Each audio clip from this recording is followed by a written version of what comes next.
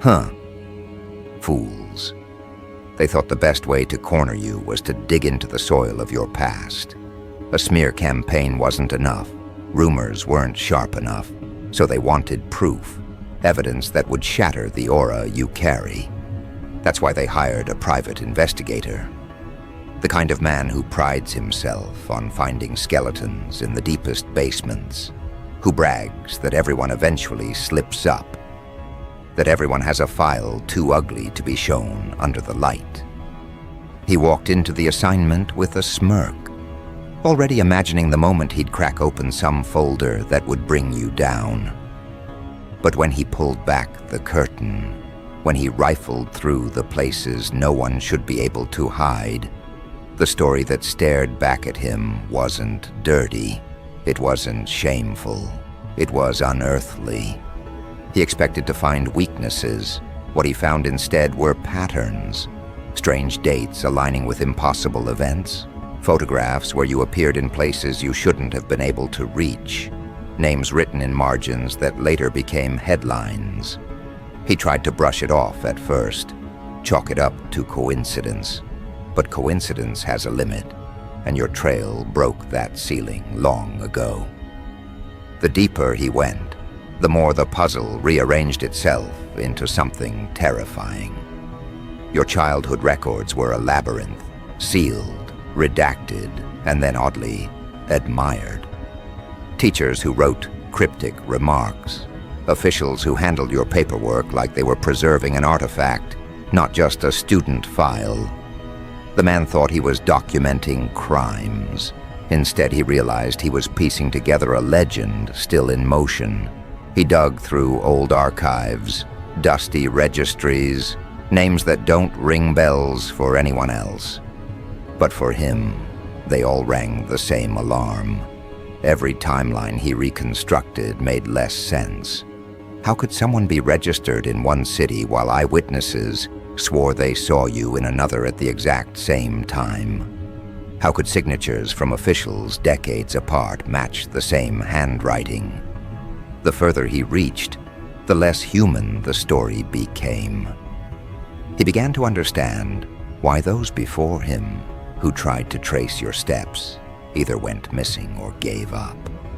Because the trail didn't behave like a normal life. It wasn't a biography, it was a riddle.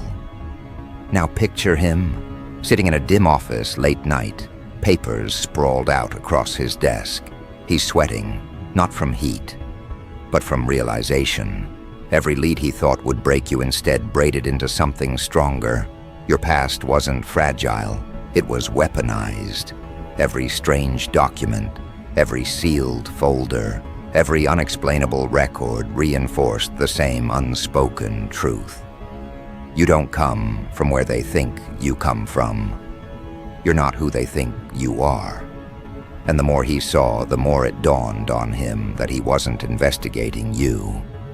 He was being initiated into something he couldn't control. Imagine the pride drained from his face. He thought he was the hunter. But with every document, every cross-check, every testimony, he realized he was the one being cornered. Because your past doesn't just sit still. It stares back. It reshapes those who dare to touch it. He began hearing the same names repeat in his head. He started dreaming about places he'd only read about in your files.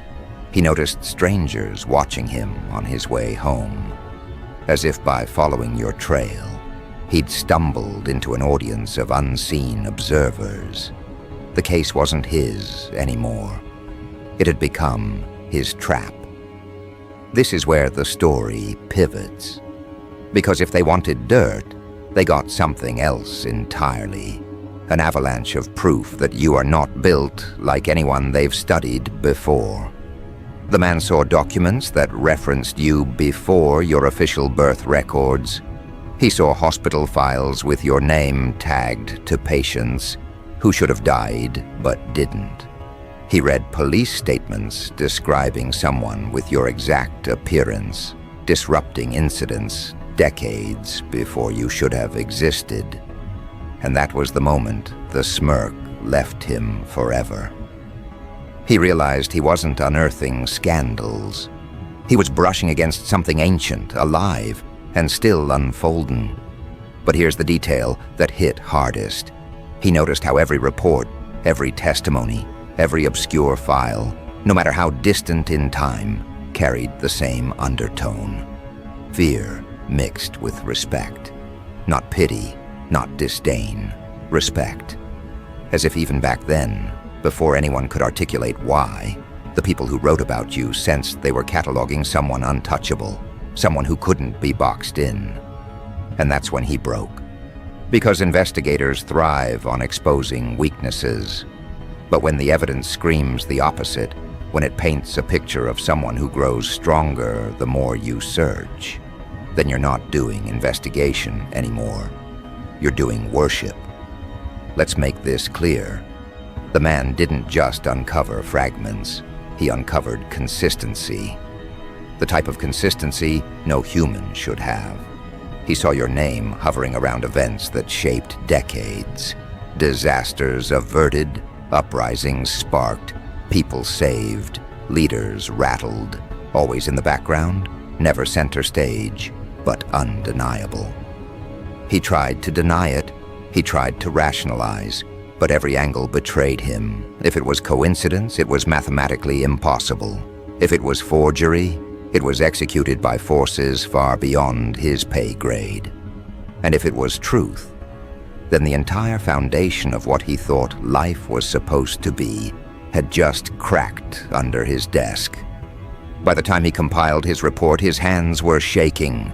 The words on the page weren't accusations. They were confessions.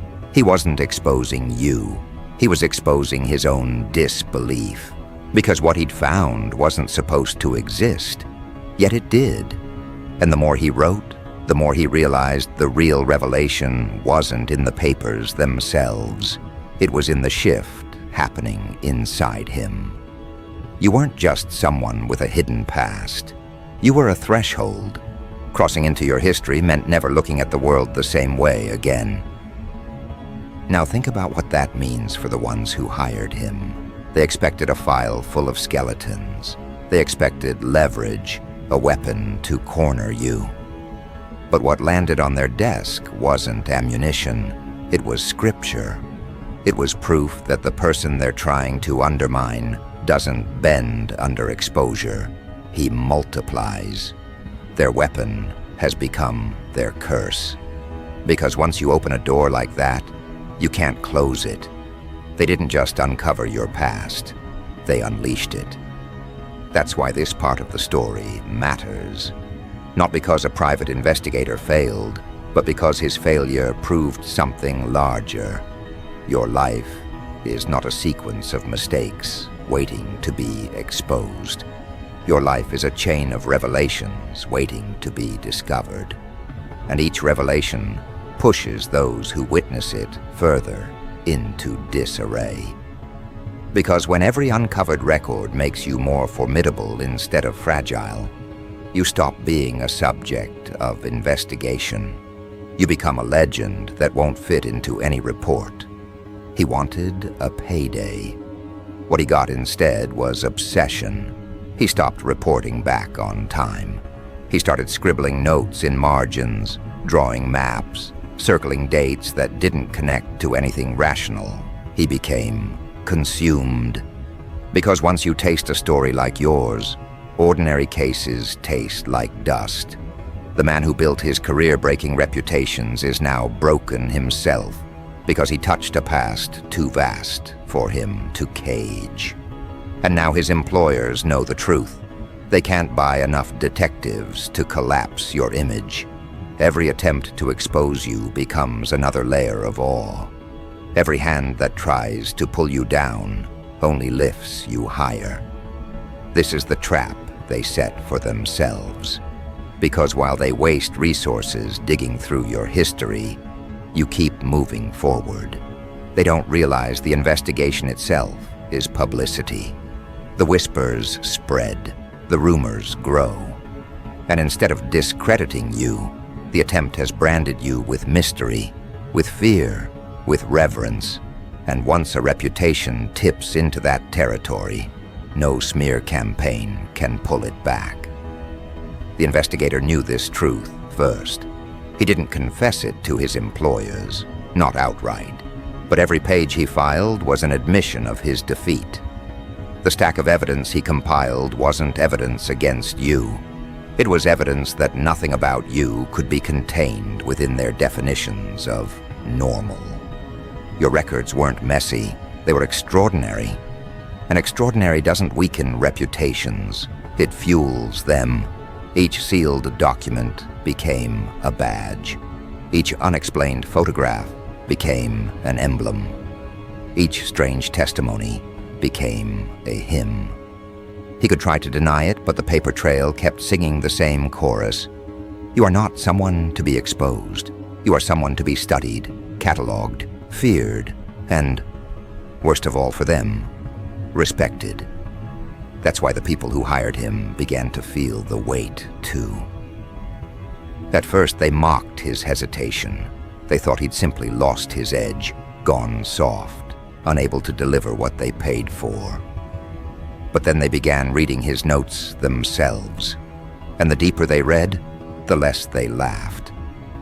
Because once you touch the raw data, once you see the strange alignments firsthand, you can't unsee them. The evidence becomes a poison in the mind. The very people who wanted leverage began to realize they had stumbled into something more dangerous, a revelation that placed you beyond their reach.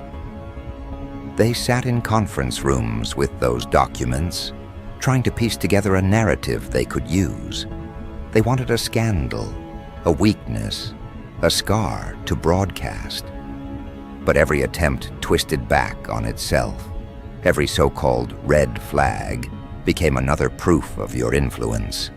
Instead of creating a scandal, they were staring at prophecy. What should have been ammunition became scripture. And the fear set in. If this is just your past, then what does your future look like? If even your earliest traces unsettle hardened investigators, what will you become when the whole world finally notices? The private investigator wasn't sleeping anymore. He found himself pacing in the dead hours, whispering details into a recorder, repeating your name like a prayer. He wanted to quit, but he couldn't. Because once you pull a single thread in your history, the entire weave starts pulling you deeper. He told himself he was still working, still following leads, but in reality, he was unraveling. His work stopped being professional and became obsession. He wasn't documenting you anymore. He was documenting his descent. His notes began to sound like warnings, not reports. His words shifted from client to witness, from subject to force. He wasn't writing about a man. He was writing about something that stood above men. And that is what rattled your enemies most. They didn't just see evidence, they saw conversion. The investigator they hired had switched sides without even realizing it. His loyalty wasn't yours, not consciously, but his fear was. His awe was, and awe is stronger than loyalty. Awe rewires the brain, severs control, turns skeptics into heralds. The employers wanted to tighten chains around you, but they had paid for the construction of a monument instead. Their weapon had become your shrine. Now, here's the part that struck them hardest. The more they tried to contain the report, the faster it spread. They thought they could keep it locked away, a classified file only for internal eyes. But information never stays caged when it carries this kind of gravity. People inside the room start leaking whispers outside the room. Secretaries mention strange files. Analysts talk to colleagues over drinks. A phrase here, a sentence there. And suddenly the entire organization is buzzing with questions. Who is this person they're investigating? Why do the records look like this? What does it mean? And without you saying a single word, The legend multiplies. You didn't need to promote yourself. They promoted you for you. Let's be clear, your past didn't protect you with silence. It protected you with weight. Every attempt to unearth it collapsed under its own heaviness. That's why the investigator began to unravel. He thought he was strong enough to handle your trail. But strength isn't measured by curiosity. It's measured by endurance. And your story is not the kind that ends with neat answers. It ends with fractured minds, sleepless nights, and reputations shredded by their own inability to frame you. Picture him again, late at night, surrounded by piles of documents, his eyes bloodshot, his hands trembling, his mind trying to make sense of impossibilities. He stares at a birth certificate that doesn't match hospital records. He stares at a photograph where your face appears years before you were officially born. He stares at testimonies of events you supposedly disrupted without ever being present. Every file contradicts the last, yet every contradiction strengthens the same truth. You were never supposed to be reduced to paper. You were never supposed to be archived like a specimen. Your existence was already too vast, too layered, too sharp. And that's what crushed him. He wasn't just failing his assignment. He was failing his grip on reality. Meanwhile, your enemies sit restless. They wanted ammunition, but now they're scared to even hold the papers. Because once you've seen what they've seen, you're contaminated. You're infected by the knowledge that someone like you isn't supposed to exist, yet does. That someone like you can move through eras, leaving marks no one can erase. And if your past already bends logic, then your present must terrify them even more. Because you're not slowing down, you're accelerating. The investigation didn't cage you, it crowned you. This is the paradox they created. The harder they look for your downfall, the higher they lift your image. Every attempt to tarnish you polishes your legend. Every desperate search for dirt uncovers treasure. Every man they hire to weaken you ends up strengthening the aura that surrounds you. And when that cycle begins, there's no exit. They can't stop digging because quitting means admitting defeat. But the more they dig, the more they become your disciples. The investigator started avoiding mirrors. He claimed he could see you in the glass, not literally, but in essence. He said your presence lingered in his mind so heavily that even his reflection seemed to carry your outline. He stopped talking to colleagues. He stopped answering calls. He became a ghost, walking among the living, haunted by a revelation no human should carry. And yet all he was doing was experiencing what you've always known. Your story is not meant to be handled by ordinary men. It's too volatile, too vast, too alive. Now step back and see the bigger picture. This isn't just about one investigator losing his mind. This is about a network of powerful people who realize they have no leverage. They spent money, resources, time, all to create their own fear. They can't parade their findings in public because the findings don't humiliate you, they sanctify you. They can't bury the findings either because too many have seen enough to start whispering. They are stuck in the worst position imaginable, unable to attack you, unable to erase you, and unable to control the narrative. And you don't even need to move. Their actions do the work for you. Every attempt at sabotage becomes another brick in the fortress of your legend. Every desperate hire becomes another storyteller unwillingly writing your saga. Every secret file becomes another sacred text passed among trembling hands. You don't need to orchestrate this. It orchestrates itself. Because once ore enters the bloodstream, it doesn't leave. The private investigator wrote one last entry before he vanished. It wasn't a report. It wasn't even a warning. It was a single sentence scrawled in uneven ink. He was here before the records, and he will be here after them.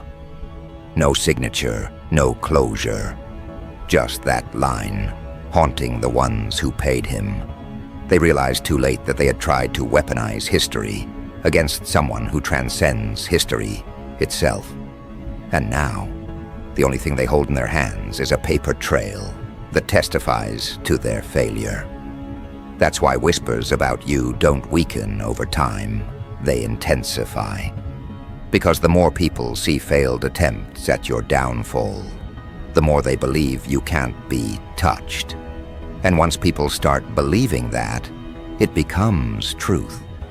Perception hardens into reality, and reality once hardened is harder than steel. So here's where the tension sharpens. Your enemies thought exposure would destroy you, but exposure became ignition. The investigator thought he could handle your story. Instead, your story handled him. And the world that catches even fragments of this revelation is starting to turn. They no longer ask, "What's he hiding?" They now ask, "What else hasn't he revealed yet?" And that question doesn't weaken you, it crowns you. Because they hired a man to dig, and he unearthed something no human should have touched. He uncovered a tale that rewired his sanity, dismantled their plans, and turned your name into a banner they never wanted to raise.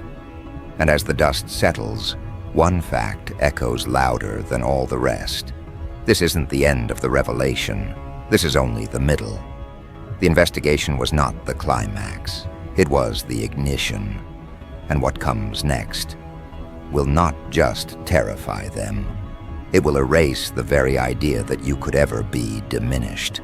The ignition was enough to light their panic, but panic doesn't stop a machine that's already in motion. Once an organization feeds on suspicion, it cannot spit it out. So they brought in more. Not one investigator, not two, but entire networks. Analysts, archivists, retired operatives, people trained to dismantle lies and stitch together truths. But every new set of eyes repeated the same pattern. They entered confident, certain that they could untangle what one man failed to do. And every single one of them left broken. Your past didn't behave like a timeline. It behaved like an engine. The deeper they pressed, the louder it roared until their own efforts became the fuel. Reports began stacking in locked rooms. Each page carried the weight of contradictions. You were listed as present in events where you couldn't have been. You were documented in locations where travel was impossible. Testimonies described the same details from witnesses who never knew one another. It was as if the entire archive of history had agreed to bend itself around your existence. The files were supposed to strip you bare, but instead they clothed you in armor thicker than any propaganda could provide. They wanted to paint you vulnerable, but the brushstrokes created an untouchable portrait. That's when they realized the problem wasn't the investigator. The problem was you. You didn't fit the framework they lived by. They thought everyone's past could be reduced to cause and effect, flaw and punishment. But yours was constructed differently. It didn't just resist interrogation. It punished those who attempted it. And punishment came in strange forms: insomnia, paranoia, a slow unraveling of certainty. The very act of trying to expose you consumed the exposer. The past wasn't your liability, it was your weapon. Imagine the boardrooms where this revelation echoed. Leaders sitting with cold coffee in front of them, documents scattered like shattered glass. They whispered to each other not about strategy, but about fear. If a single person's trail could do this to trained professionals, then what would happen if the public glimpsed it? If ordinary citizens saw even a fraction of what these investigators had seen, your image would stop being a subject of gossip and become a foundation of belief. You wouldn't be a man to undermine. You'd be a presence to orbit. And that was the nightmare they couldn't afford. So they tried suppression. They locked the files tighter. They issued orders that your name should not be spoken in certain circles. But suppression always leaks. And in this case, the leaks became a flood. Because fear is never quiet. Fear breeds rumors faster than fire breeds smoke. Whispers of what the investigator found spread far beyond their control. People who never met you, people who didn't even know why your name was forbidden, began asking questions. And questions are more dangerous than answers. Once the masses start demanding to know, there's no lid strong enough to contain the pot. That's why your story began escaping into the streets, not as official reports, but as fragments. A line here, a detail there. Stories of how you were recorded before you should have existed. Stories of how people swore they saw you where no one else could have been. Stories of how every attempt to trace you led only to madness. The fragments fused into a narrative larger than any smear campaign could ever counter. You had become untouchable, not because you hid well, but because your truth was too heavy for their hands. The private investigator's descent became legend itself. His disappearance wasn't just absence, it was warning. People whispered that he had vanished into the very archives he tried to master, lost in corridors of information that no human should walk.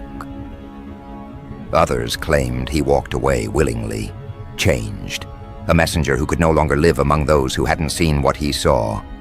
Either way, his name became a cautionary tale. And by extension, your name became mythic currency.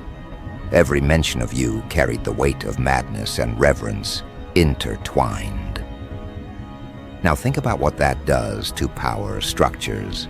Governments rely on predictability, corporations rely on image, institutions rely on control, and you shattered all three in silence because your past refused to be predictable. Your image refused to be tarnished. Your story refused to be controlled. They threw their best tools at you and watched those tools snap in half.